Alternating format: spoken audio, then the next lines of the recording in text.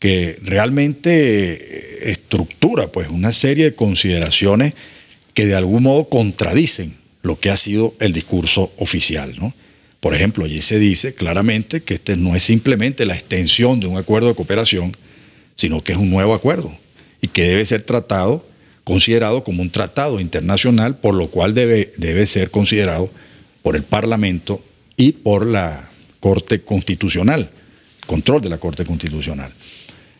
Bueno, además de otras cosas que allí se señalan, que indudablemente demuestran pues que lo que hemos dicho nosotros no fue banal, que realmente cuando hemos señalado que no se trataba de 7 bases, sino que, según dice el propio documento, es la posibilidad de acceder al espectro radioeléctrico, es la posibilidad de acceder a todos los aeropuertos civiles y es sobre todo una puerta abierta para nuevos acuerdos, porque allí está estructurado que van a venir otros convenios que se irán ajustando. La pregunta que nos hacemos, ¿por qué entonces este documento de la Fuerza Aérea norteamericana, que presentado al Congreso para que le aprobara los $46 millones para Palanquero, establece claramente que este convenio y el uso de la base de Palanquero, estoy hablando de Palanquero concretamente,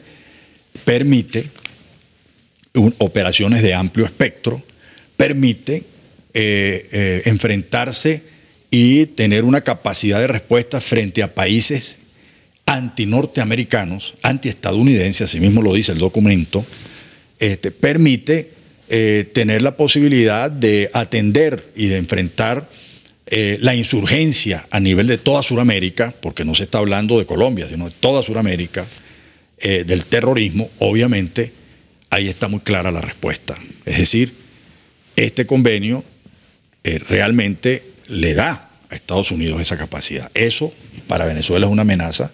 ¿Por qué es una amenaza? Porque Estados Unidos mantiene el discurso en contra del gobierno bolivariano de que nosotros promovemos el narcotráfico y acogemos el terrorismo, ¿no? Ese discurso es la justificación para la injerencia, la intervención a través de la doctrina de la guerra preventiva o de la legítima defensa, entre comillas. Si eso lo combinamos con el planteamiento que aquí se ha formulado de alguna manera, justificando, por ejemplo, la intervención armada, el bombardeo pues, al campamento guerrillero en Ecuador, o la detención de Granda en Venezuela por el DAS, ¿no? Justificando ese tipo de hechos, obviamente el concepto de soberanía se diluye, se irrespeta, y en el marco, en este contexto, eso constituye evidentemente una amenaza. Por eso no estamos hablando de fantasmas, sino de realidades que se van evidenciando, y la única manera de desandar este camino, ¿no? Y de buscar la comprensión y de evitar sobre todo cualquier conflicto, porque lo último que nosotros desearíamos es un conflicto. Somos amantes de la paz. Los venezolanos nunca hemos hecho la guerra con ningún otro país. Ni nunca nos hemos atado a ningún interés para invadir o para atentar contra cualquier otro país. Cuando el ejército venezolano salió de Venezuela fue con el Libertador a la cabeza para libertar a otros pueblos, pero jamás para intervenir a nadie. Esa es la historia. Y yo creo que ese patrimonio que tenemos los venezolanos de pueblo pacífico, amante de la paz, no lo vamos a comprometer, pero sí tiene que quedar claro una cosa, que es que así como se reclama el derecho que tiene el Estado colombiano de firmar un acuerdo con los Estados Unidos de manera soberana, y nosotros, insisto, lo respetamos, aunque no lo compartimos, aunque consideramos que es un problema para toda la región, también tiene que respetarse nuestro derecho a prepararnos para defender nuestra soberanía, porque es un deber. Se está refiriendo a las declaraciones del presidente Chávez un poco fuertes en el ámbito de prepararse para una guerra, que fueron recibidos en Colombia de una manera muy también sensible por parte de la opinión pública. ¿Se está refiriendo a esas declaraciones? Sí, yo pienso que como dicen, se tomó la frase con pinzas, ¿no? Para presentar la posición del presidente Chávez como belicista, guerrerista, etcétera, ¿no? Cuando realmente es todo lo contrario. Hay un viejo refrán que dice, si ves las barbas de tu vecino arder, pon las tuyas en remojo, ¿no? Y eso es sencillamente lo que estamos haciendo. Que por cierto, no se trata de una carrera armamentista, como se ha dicho, sino que bueno, en estos 10 años, Venezuela ha tenido que reponer y actualizar sus sistemas de armas y no agregar nada nuevo, sino presente son sustituciones, actualizaciones. Te puedo hablar, por ejemplo, de los tanques AMX-30, que son unos tanques de la Segunda Guerra Mundial, ¿no? Que totalmente obsoletos. Se está cambiando por otro sistema.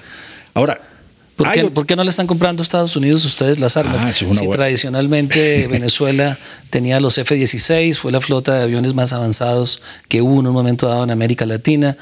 ¿Qué pasó en esa relación? Bueno, esa es una muy buena pregunta y te la agradezco, porque ese es el otro elemento que está allí presente, el bloqueo en la venta de armas, de los repuestos concretamente. Los F-16, como tú lo has dicho, bueno, desde el año 2002, después del golpe de Estado, que ellos se convencieron que no iban a poder reducir a Chávez, ni comprarlo, ni la revolución la iban a poder revertir, y que había una posición firme, comenzaron entonces un bloqueo para la venta de los repuestos a los F-16, y el bloqueo no se quedó allí, porque incluso con terceros, como ocurrió en el caso de Brasil, y concretamente de Embraer, que es la empresa de la Boeing que fabrica los Tucanos, que son aviones que se usan para entrenamiento y reconocimiento y lucha contra el narcotráfico, bueno, no quisieron venderlo, porque Estados Unidos le prohibió a esta empresa que los vendiera a Venezuela, porque tenía tecnología pues, de ellos, igual a las lanchas españolas,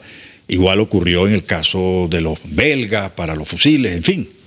Es decir, entonces, frente a esto, la política nuestra de diversificación de las relaciones, y en esto no tenemos ningún tipo de discriminación con todo el mundo, bueno, encontró pues eco en Rusia, en China, en otros países, que bueno, así como ellos le venden helicópteros a los rusos, ¿no? A los colombianos, pues nos lo están vendiendo a nosotros.